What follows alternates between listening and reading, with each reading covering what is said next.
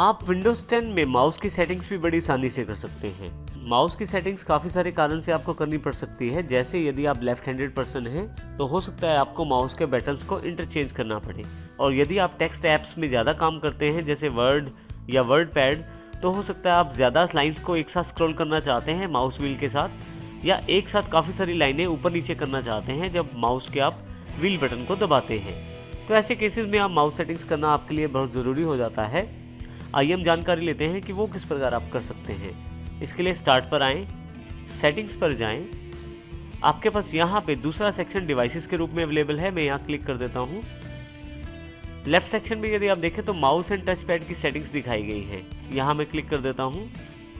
यहाँ पे आपको माउस की बेसिक सेटिंग्स अवेलेबल हैं जिनको आप चेंज करके अपने माउस को अपने हिसाब से ऑपरेट कर सकते हैं। जैसे कि सबसे पहला ऑप्शन है सिलेक्ट योर प्राइमरी बटन। यहाँ पे मैं प्राइमरी बटन चेंज कर सकता हूँ लेफ्ट या राइट। यदि मैं लेफ्ट हैंडेड हूँ तो मैं प्रेफर करूँगा कि सबसे पहले जो मेरा राइट बटन है वो एज अ लेफ्ट काम करे।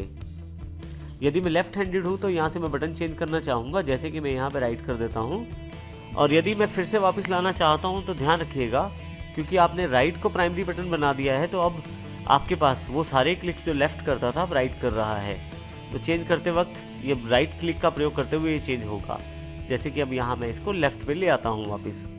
इसी तरह से यदि आप टेक्सचुअल सॉफ्टवेयर के साथ ज़्यादा काम करते हैं जैसे नोटपैड, MS वर्ड या वर्ड पैड के साथ, तो आपको हो सकता है एक टाइम पे काफ़ी सारी लाइनों को ऊपर नीचे करना पड़े, या हो सकता है कि आप पूरा का पूरा पेज ऊपर नीचे करना चाहते हो। तो ऐसे केस में आप roll the mouse wheel to scroll setting को चेंज कर सकते हैं।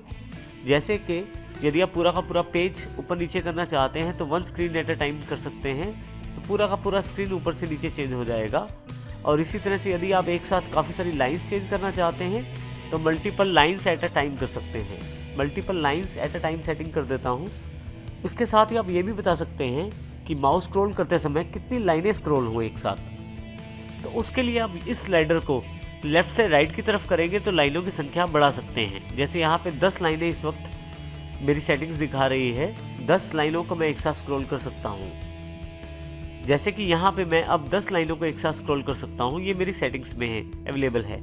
इसी तरह से राइट साइड करते हुए मैं स्लाइडर से लाइनें बढ़ा सकता हूँ और लेफ्ट साइड करते हुए लाइनें कम भी कर सकता हूँ।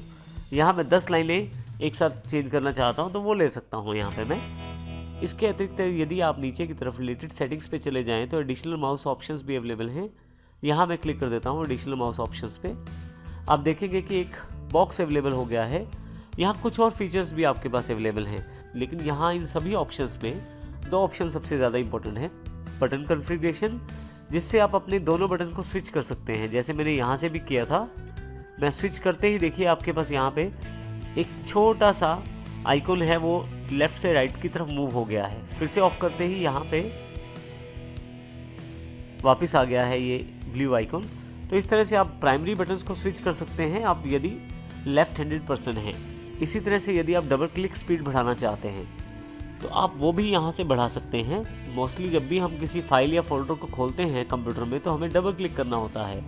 तो अगर हम चाहते हैं कि डबल क्लिक स्पीड बढ़ जाए तो इसके लिए हम स्पीड स्लाइडर को राइट हैंड साइड कर सकते हैं, और यदि हम चाहते हैं कि स्पीड कम हो जाए तो स्लो कर सकते हैं। अभी मैं इसको इसकी डिफ़ॉल्ट सेटिंग्स पे रहने देता हूँ।